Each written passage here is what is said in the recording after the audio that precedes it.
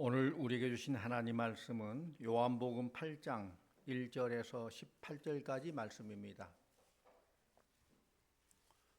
요한복음 8장 1절에서 11절까지 요한복음 8장 1절 11절까지 말씀을 제가 이제 여러분 한 절 교독하겠습니다. 예수는 감람산으로 가시니라.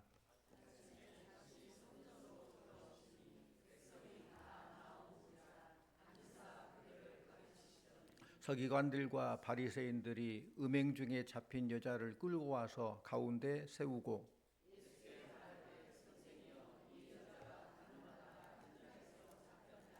모세는 율법에 이러한 여자를 돌로 치라 명하였거니와 선생은 어떻게 말하겠나이까?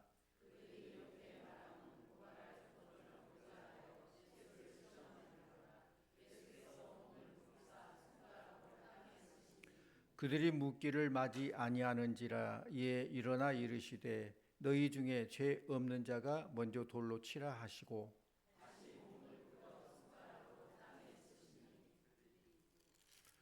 그들이 이 말씀을 듣고 양심의 가책을 느껴 어른으로 시작하여 젊은이까지 하나씩 하나씩 나가고 오직 예수와 그 가운데 섰는 여자만 남았더라.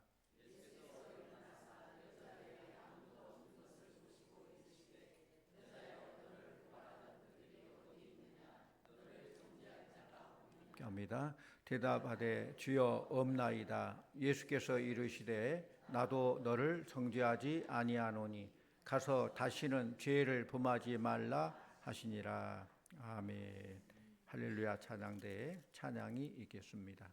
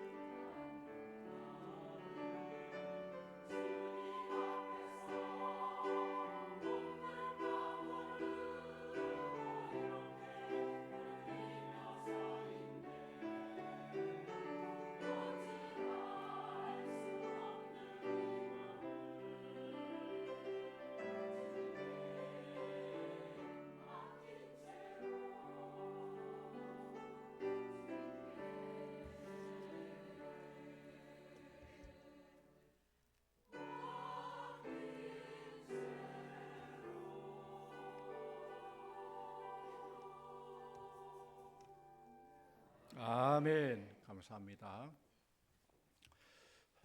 사람이 살아가면서 아무 문제 없이 행복하고 기쁘게 잘 살면 참 좋겠는데 살아있는 한 항상 문제는 있습니다.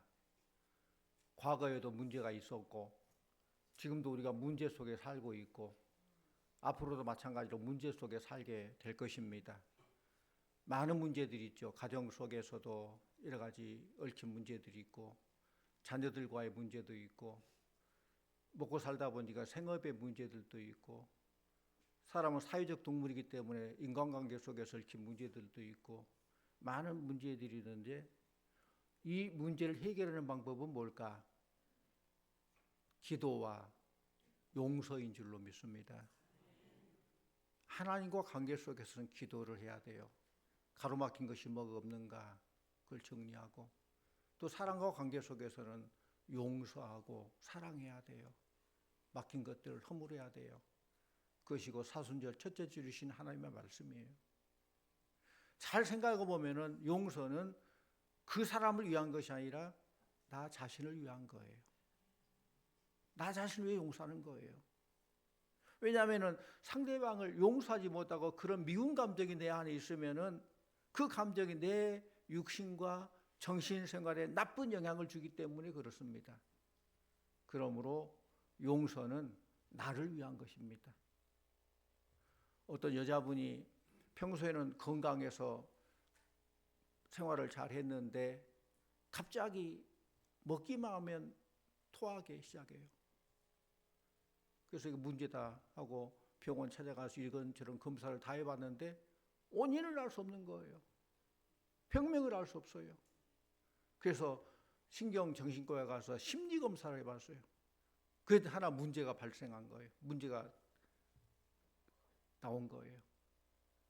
남편과의 관계도 좋고 일상생활에서 모든 게 다 좋은데 한 가지 딱 걸린 문제가 시어머니와 문제. 언제부턴가 시어머니가 그렇게 보기 싫고 미워요. 그런데 하루는 시어머니한테 전화가 왔어요. 내가 이제 나이가 먹다 보니까 나 혼자 생활하기 참 힘들다, 벅차다. 이제 니네 집에 가서 같이 살아야 될 것 같다. 그 전화를 받고 그때부터서 음식을 먹으면 토하게 된 거예요. 문제는 몸에 나타났지만은 더 깊게 들어가니까 그 원인이 마음에 있었다는 것이죠. 또 요즘 우유를 많이 마시잖아요. 그런데 좋은 컨디션에서 잘 살고 있는 젖소가 짠 우유하고 막 스트레스 받으면서 화난 젖소가 짠 우유하고 다르대요. 영양소도 다르고 화난 스트레스 받고 짠 우유는 먹으면 또 소화도 덜 되고 설사도 그래요. 달라요. 마찬가지로 엄마가 젖을 먹일 때도 막 화난 상태에서 젖을 먹이면은 그 젖에 독소가 들어가지고 그러니까 소화도 못 시키고 설사하고 그런데요. 또 스트레스를 많이 받으면 우리 마음에 분이 생기잖아요. 그러면 소화도 잘 못하잖아요. 이러면 막 분이 넘치고 막 스트레스일 때 밥 먹으면 소화 잘 됩니까? 물론 밥맛도 없지만은 그래도 먹고 살려고 막 먹은데 먹어도 소화가 잘 안 되고 힘들어요. 하나님께서 우리 육신을 만들 때에 좋은 마음으로 서로 사랑하며 살도록 만드셨어요. 미국의 미시간 대학교에서 이런 실험을 했답니다. 누군가를 용서하며 사는 사람하고 한을 품고 사는 사람하고 비교를 해봤더니 용서하고 사는 사람이 훨씬 건강하더라. 친구와 담을 쌓고 사는 사람보다 친구와 교제하며 사랑하며 좋은 관계를 가진 사람이 병을 이길 가능성도 많고 우리 인체에 강한 면역력이 생겨서 웬만한 병원균은 이겨나가더라. 또한 친구와 사귀고 사이좋게 지낸 사람이 감기에 들 확률도 4분의 1로 줄어들더라. 이런 결과가 나와요. 그러니까 이 건강의 마음이 곧 영혼이 마음을 다스리고 마음이 육신을 다스리는 거예요. 또 건강뿐만 아니라 사업의 문제도 마찬가지입니다. 미국의 재벌들을 조사해 봤는데 그 성공 요인에 대해서 물어보니까 거의 대부분이 인간관계에서 장점을 배우고 장점을 말한다 그래요. 우리 사람마다 장점과 단점이 다 혼재되어 있잖아요. 그런데 우리가 장점 보려면 장점이 참 많아요. 그 사람은 내가 단점 찾아봐야겠다. 단점 찾아보면 단점도 참 많아요. 그런데 성공한 대부분의 100대 재벌들의 그 실험한 결과는 대부분이 장점을 보고 장점을 배우고 장점을 말하더라. 오늘 말씀에 보면은 예수님에게 사람들이 가늠하다 현장에 잡힌 여인을 데리고 왔습니다. 이 데리고 온 사람들은 성경을 많이 안 사람들이에요. 율법을 많이 아는 사람이 이 여인을 데리고 왔어요. 율법에 의하면은 이 여인을 돌로 쳐 죽여도 괜찮는데 우리 예수님께 다시 한번 묻는 거죠. 이 여인이 간음하고 이 잘못을 분명히 저질렀는데 이 여인은 율법에 의하면 죽어 마땅하는데 예수님께 데려와서 돌로 쳐 죽여도 되느냐 확인한 거예요. 여러분 어떻게 생각하십니까? 법에 의하면 법에 의해서 분명히 죽을 수밖에 없어요. 예수님은 이 질문에 잠시 아무 대답도 하지 않으셨어요. 그 대신 오늘 말씀 보니까 어떻게 해요? 몸을 굽혀서 땅에 글씨를 쓰셨어요. 뭐라고 쓰셨어요? 몰라요. 안 나와요. 성경에 뭐라고 썼는지는. 근데 글에 땅에 글을 쓰셨어요. 아마 의도적인 침묵이죠. 참 이 좋은 가르침이라고 봐요. 사람들이 뭐 화가 나고 막 분이 날 때는 잠깐의 쉼이 필요해요. 한 3초의 여유. 그만 있어도 분을 참 가라앉힐 수 있어요. 근데 그 잠깐 쉼이 없으니까 막 분이 나오고 그렇잖아요. 왜 그랬을까요? 말도 안 되는 얘기이기 때문에 예수님은 잠깐 의도적인 침묵을 했고, 그리고 오늘 말씀처럼 너희 중에 죄 없는 자가 먼저 돌로 치라 라고 하시고 더 이상 말씀 안 하셨어요. 그랬더니 사람들도 더 이상 묻지를 않고 하나 둘 다 돌아가더라. 왜 돌아가요? 왜 돌아갔어요? 이거 나왔잖아요. 양심의 가책을 느껴서 돌아간 거예요. 9절 말씀 같이 옵니다. 9절 같이 옵니다. 그들이 이 말씀을 듣고 양심의 가책을 느껴 어른으로 시작하여 젊은이까지 하나씩 하나씩 나가고 오직 예수와 그 가운데 섰는 여자만 남았더라. 예수님께서는 이 사건을 통해서 용서의 본을 보여주셨습니다. 참으로 아름다운 용서입니다. 용서할 때 우리가 살고 가정이 살고 교회가 살고 이 사회가 사는 것입니다. 언제부턴가 교회 안에도 이 사회 안에도 가정 안에도 분쟁이 생기는데 참 용서하지 못하고 불행이죠. 예수님은 우리가 해야 할 용서를 가르쳐주고 계셔요. 무엇보다 먼저 다른 사람의 잘못을 즉시 판단하지 말아야 된다는 것입니다. 남의 전후 사정도 모르면서 반응을 쉽게 하면 안 돼요. 알고 보면 그만한 이유가 있어요. 더 중요한 것은 너 자신을 알라는 거죠. 신앙의 시작은 나는 죄인입니다 해서 시작하는 거예요. 남을 아는 것보다 더 중요한 것은 나를 아는 것이에요. 우리 4절과 5절 말씀 같이 옵니다. 오늘 말씀 4절 5절 같이 옵니다. 예수께 말하되 선생이여 이 여자가 간음하다가 현장에서 잡혔나이다. 모세는 율법에 이러한 여자를 돌로 치라 명하였거니와 선생은 어떻게 말하겠나이까. 분명히 알아요. 이 여자는 간음하다 현장에 잡혔습니다. 율법도 알아요. 율법에는 돌로 치라고 했는데 선생은 예수님 어떻게 말하겠습니까? 이 질문에 대한 예수님의 대답이 7절입니다. 7절 함께 봅니다. 그들이 묻기를 마지 아니하는지라 이에 일어나 이르시되 너희 중에 죄 없는 자가 먼저 돌로 치라 하시고. 너희 중에 죄 없는 자가 먼저 돌로 치라. 무슨 말씀일까요?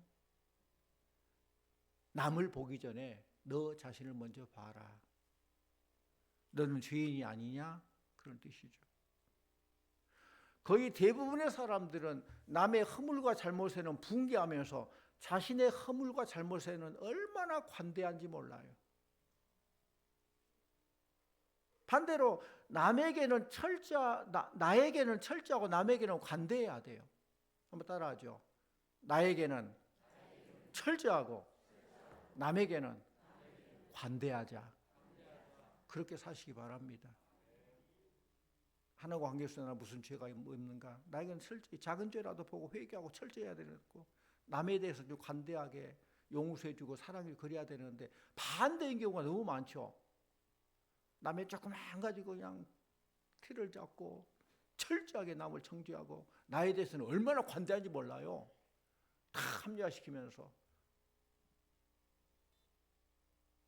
자기 주제도 모르면서 남의 모든 걸 잘 아는 것처럼 판단하는 것은 참 어리석은 일입니다. 우리가 믿는 자로 서로 사랑해야 함을 알면서도 비판하고 정죄하는 것은 영적으로 보면은 사단에게 이용당한 거예요. 바울이 그렇게 말했어요. 우리 말씀 고린도후서 2장 11절 말씀 같이 봅니다. 이는 우리로 사탄에게 속지 않게 하려 함이라. 우리는 그 계책을 알지 못하는 바가 아니로라. 무슨 뜻이냐? 사단은 우리들로 하여금 용서하지 못하게 만들고 교회와 잘못된 사람들을 모두 파괴시키려는 그런 계획을 가지고 있다는, 그 계책을 우리가 잘 알아야 된다는 거예요. 그렇기 때문에 어떤 비판이나 어떤 정죄, 불평이나 원망 이런 것들이 막 스치고 막 그것이 내 마음을 움직이려고 하면은 사탄아 물러가라 생각을 쫓아내버려야 돼. 사탄이 그런 틈을 타고 들어와가지고 나 개인을 망하게 하고 조직을 망하게 하고 그런다는 거예요. 더 나아가서 우리가 왜 다른 사람의 죄를 용서해야 되느냐? 우리 마태복음 5장 44절 45절 말씀 같이 봅니다. 마태복음 5장 44절을 나는 너희에게 이르노니 너희 온수를 사랑하며 너희를 박해하는 자를 위하여 기도하라. 이같이 한즉 하늘에 계신 너희 아버지의 아들이 되리니 이는 하나님이 그 해를 악인과 선인에게 비추시며 비를 의로운 자와 불의한 자에게 내려주심이라. 아멘. 우리가 형제의 허물을 용서해 줘야 될 이유는 하나님이 그렇게 하셨기 때문에, 그렇게 해야 우리는 하나님의 자녀다는 것이죠. 하나님의 자녀라면은 하나님의 DNA를 가지고 하나님 아버지의 그 뜻대로 행하는 아들이어야 되잖아요. 우리 하나님의 자녀인데, 다른 사람의 죄를 용서해 주는 성품은 곧 하나님께 속한 성품이라는 거예요. 모든 성품 가운데 가장 고귀한 성품은 다른 사람의 죄를 용서해 주는 거예요. 고귀한 성품이에요. 우리가 그렇게 용서받았잖아요. 우리가 그렇게 사랑받았잖아요. 우리가 다윗 왕의 역사를 잘 알죠. 구약의 다윗 왕을 보면은 다윗 왕은 허물 많은 사람이에요. 뭐 아무 허물 없고 대단하고 뭐 고귀하고 성결한 사람이 아니에요. 여러분 다 알다시피 큰 죄를 저질렀어요. 그렇지만 오늘날 존경받고 다윗을 예수님의 조상으로, 예수님을 다윗의 손이요라고 할 정도로 다윗에 이렇게 추앙받은 것은 다윗의 성품 가운데 하나님의 성품 같은 그런 성품이 있기 때문에 그래요.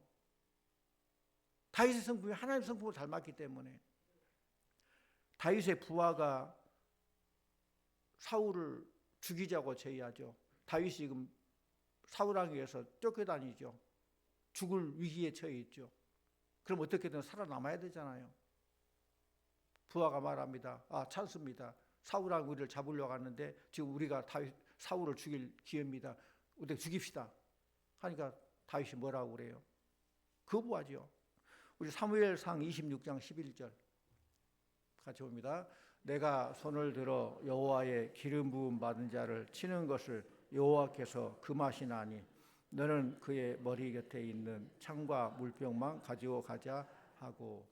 하나님께서 기름 부음 받은 이 왕인데, 하나님께서 기름 부은 종인데 내가 할 수 없다. 하나님 기름 부음 받은 종에 대한 두려움은 하나님에 대한 두려움인 거예요. 왜? 하나님이 주인이시고 그 종이기 때문에. 다윗은 이런 용서의 사람이기 때문에 용서의 본을 보임으로 용서의 복을 누리게 된 것이죠. 또 아름다운 용서는 믿음입니다. 믿음이란 기다려주고 믿어주는 것이죠. 믿는 사람은 아름답습니다. 믿지 못하고 한숨 쉬며 불평한 사람은 아름답지 못해요. 우리 말씀 10절과 11절 말씀 같이 봅니다. 10절 11절. 예수께서 일어나사 여자 외에 아무도 없는 것을 보시고 이르시되 여자여 너를 고발하던 그들이 어디 있느냐? 너를 정죄한 자가 없느냐? 대답하되 주여 없나이다. 예수께서 이르시되 나도 너를 정죄하지 아니하노니 가서 다시는 죄를 범하지 말라 하시니라. 아멘. 예수님도 정죄하지 아니하신다라고 했어요. 이 말이 중요해요. 예수님은 죄가 있는 분이에요, 없는 분이에요? 죄 없으신 분이에요. 율법에 하면 이 여자를 돌로 죽여야 됩니다. 주님 어떻게 할까요? 데려올 사람은 죄가 있어요, 없어요? 그들 죄 없는 자가 먼저 돌로 치라는 게 다 양심의 가책을 이렇게 다 뿔뿔이 흩어져 버렸어요. 그렇기 때문에 예수님은 죄가 없는 분이기 때문에 충분히 정죄할 수 있어요. 죄 없기 때문에. 그런데 예수님께서도 정죄하지 않으시고 믿어주시는 거예요. 용서는 사람을 믿어주는 것입니다. 더 나아가서 하나님을 믿는 것입니다. 그 용서. 우리는 다 죄인입니다. 그러므로 용서해야 나도 하나님 용서를 받을 수 있어요. 지금 우리 모두에게 무엇보다 필요한 것은 용서예요. 예수님께서 베드로에게 몇 번 용서하겠어요? 70번씩 7번이나 하라. 베드로가 예수님께 묻잖아요. 주님 몇 번이나 용서해야 되나요? 여러분은 몇 번 용서하셔요? 3세판? 3세판만 해도 대단한 거예요. 7번도 대단한 거예요. 예수님은 7번씩 70번이라도. 계산 잘하는 사람들은 77, 490번이구나. 490번까지는 봐주는데 491번 때 너는 내가 용서하지 않겠다? 그런 뜻이 아니죠. 이것은 엔드리스 포기브, 영원한 용서, 끊임없는 용서, 그걸 말한 거예요. 끝없이 끝까지 용서하라, 이걸 말한 거예요. 화가 나도 참고 믿어주시기를 바랍니다. 더 나아가서 용서는 하나님을 믿는 거예요. 궁극적으로 하나님 믿는 거예요. 그게 용서예요. 성경에 보면은 형제간에 원한이 많기로 유명한 사람이 있어요. 구약에 누구예요? 요셉. 구약 요셉 보면은 형제간에 얼마나 억울합니까? 온수가 나를 팔아 넘겼다면은 온수니기 때문에 그러겠지 하겠지만은 형제가 나를 팔아 넘겨요. 미움 사서 구덩이 속에 생매장 될 뻔했어요. 다행히 유다라는 형이 죽이지는 말고 그냥 아랍 상인에 팝시다 팔려갔어요. 얼마나 억울합니까? 더군다나 보디발의 노예로 있던 그는 엉뚱한 모함을 가지고 감옥에 갇힙니다. 죽을 고비를 몇 번이나 넘깁니다. 그러나 그는 하나님의 도움으로 구사일생 살게 되고 결국 애굽의 총리가 되죠. 요셉은 제사장 보디베라의 딸 아스낫과 결혼할 때 요셉 나이가 30살이었습니다. 요셉이 이 아스낫과 결혼해서 그 사이에 두 아들을 낳았는데 첫째가 므낫세이고 둘째가 에브라임이에요. 이 이름의 뜻을 보면은 요셉의 마음을 알 수 있어요. 이름은 그냥이 아니죠. 뭔가 뜻을 부여해서 이름을 짓죠. 먼저 므낫세라는 이름은 하나님이 내게 내 모든 고난과 내 아버지의 온 집의를 잊어버리게 하셨다, 이런 뜻이에요. 에브라임의 뜻은 하나님이 나를 내가 수고한 땅에서 번성하게 하셨다, 이런 뜻이에요. 그렇기 때문에 요셉이 첫째 아들 므낫세야 므낫세야 부를 때마다 하나님이 내게 내 모든 고난과 내 아버지 온 집안일을 잊어버리게 하셨다, 이런 걸 생각했을 거고, 둘째 아들 에브라임아 부를 때마다 하나님이 나를 내가 수고한 땅에서 번성하게 하셨다라고 다시 한번 그 모든 고난 속에서 용서를 다짐했을 것입니다. 성도님들, 용서받은 자가 용서할 수 있고 용서하는 자가 용서의 축복을 받아 누리게 될 줄로 믿습니다. 우리 주님께서 기도를 가르쳐 주셨잖아요. 주기도문이죠. 뭐라고 했어요? 우리가 우리에게 잘못한 사람을 용서하여 준 것 같이 우리의 죄를 용서하여 주시고, 우리가 다른 사람 잘못을 용서한 것처럼 하나님도 우리 잘못을 용서해 주세요, 그걸 비는 거 얼마나 아름다운 기도예요. 내가 뭐 용서할 때 용서받을 수 있다는 거예요. 근데 반대로 생각하면 어떻게 돼요? 다른 사람 용서하지 못하고 정죄할 때 내가 이 사람 용서하지 못한 것처럼 하나님도 나를 용서하지 마십시오. 그럼 고백이 되는 거예요. 그걸 조금만 바꿔 생각하면 똑같은 맥락이에요. 우리는 잘해야 돼요. 용서하고. 하나님은 용서하는 자의 편에 늘 계시고 그들에게 복을 주실 줄로 믿습니다. 예수님은 자신의 손과 발에 못을 박은 로마 군인들을 바라보면서 아버지여 저들을 용서하소서. 저들은 자기들이 하는 일을 모릅니다. 얼마나 큰 죄인지를 모릅니다. 하나님은 용서하시는 예수님의 편에 서셔서 죽음의 무덤에서 예수님을 다시 살려주셨습니다. 페니 크로스비란 여사에 대해서 얘기 들었을 거예요. 시각장애인인 페니 크로스비란 여인이 있는데 이 사람은 시각장애를 가졌으면서도 95세까지 장수한 사람이에요. 살아생전에 수천 편의 찬송시를 썼어요. 찬송 작사를 했어요. 그 하나하나가 얼마나 주옥 같은 내용. 그가 그런 경험하고 체험한 예수님의 사랑, 하나님의 은혜를 경험했기 때문에 그 속에서 나오는 주옥 같은 가사말, 너무너무 좋은 가사말이죠. 우리 찬송가에도, 우리 한국 찬송가도 22곡이 우리 페니 크로스비가 작사한 거예요. 그 중에서 제가 좋아하는 예수를 나의 구주 삼고, 그것도 그분이 얼마나 그 가사가 좋아요. 또 주의 음성을 내가 들으니 사랑하는 말이 있어요. 그 원망할 수 있고 불평할 수 있는 그 사람이 찬송가사를 주의 음성을 내가 들으니 사랑한다는 말이 있어요. 지금 사랑을 느끼면서 그런 주옥 같은 가사말이 나온다는 것이죠. 어떻게 이렇게 많은 시를, 그것도 하나님을 찬송하는 기쁨과 감사 시를 썼을까? 시각장애로 살아가는 것이 얼마나 힘든 일인데 원망도 슬픔도 없이 어떻게 가능할까? 이 페니 크로스비는 8살 때 안과 의사의 수술을 받다가 그 의사의 실수로 실명하게 된 거예요. 요즘 말 의료사고이죠. 그는 충분히 원망할 수 있을 것입니다. 내가 왜 이래야 되느냐, 의사를 원망하기도 하고 하나님 원망하기도 할 수 있어요. 그런 상황이. 그러나 그는 결국 원망하지 않았어요. 크로스비는 37살 때 자신에게 의료사고를 일으킨 그 안과 의사에게 편지를 씁니다. 이런 편지를 써요. 나는 볼 수 없었기 때문에 흔들리지 않고 시에 전진할 수 있었습니다. 육신의 눈이 안 보이기에 그리스도에 대한 흔들리지 않는 소망을 가질 수 있었습니다. 만일 나도 남들처럼 볼 수 있었다면 이토록 좋은 시상이 샘솟듯 솟아날 수 없었을 것입니다. 감사합니다. 놀라운 신앙 고백이고 용서의 글이지요. 자기 눈을 멀게 한 안과 의사를 용서하는 크로스비에게 하나님께서는 하나님의 세계를 볼 수 있는 영적 빛을 볼 수 있는 육의 눈은 볼 수 없지만은 영안이 열려서 영의 세계를 볼 수 있는 영안을 밝혀주신 줄로 믿습니다. 우리는 상처를 통해서 세상 문이 닫혀질 수도 있지만은 그러나 용서하면은 하나님이 또 다른 세상을 열어주신다는 사실을 믿으시기 바랍니다. 지금 우리 모두에게 무엇보다 필요한 것은 용서라는 거예요. 비판은 사람을 변화시키지 못합니다. 비판하면 되게 어둠이 계속되지만은 용서하면 곧 새로운 축복의 세계가 열리게 되는 거예요. 따라해 볼래요? 교회는 법정이 아니라 병원입니다. 기억하십시오. 무슨 말이냐? 법정에서는 누가 죄인이냐, 네 죄가 얼마나 크냐 작냐, 이걸 따지는 게 법정이에요. 그런데 교회는 병원이에요. 상처를 치료하는 곳이에요.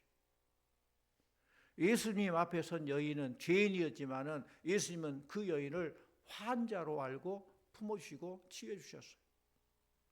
아름다운 용서란 죄를 모른 척하는 것이 아니라 죄보다 큰 사랑으로 사람을 다시 살리는 것입니다. 성도님들, 여러분의 손에 무엇이 들려있나요? 상대방을 칠 목적으로 돌을 들고 있지 않으세요?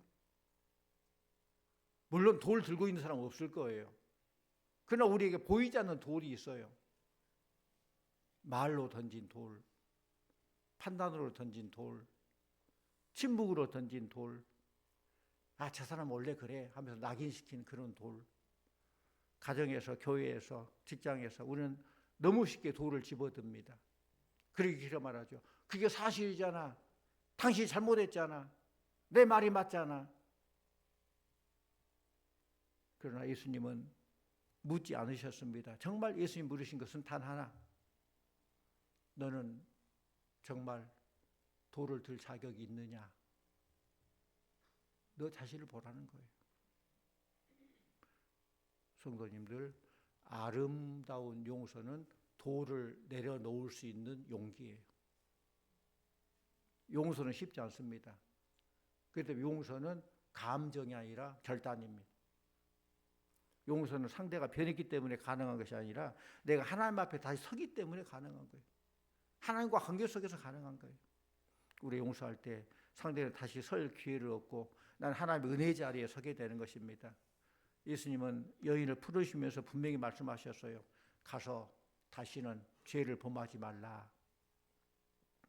분명히 죄인이에요. 그러나 과거는 지나갔다. 나도 정죄하지 않겠다. 가서 다시는 죄를 범하지 말라. 사랑하는 성도님들, 여러분 예배를 마치고 돌아갈 때는 가지고 온 돌을 다 내려놓고 가시기를 바랍니다. 돌 내려놔야 돼요. 돌 대신에 은혜를 들고 믿음을 들고 사랑을 들고 용서하는 마음을 들고 돌아가시기를 바랍니다.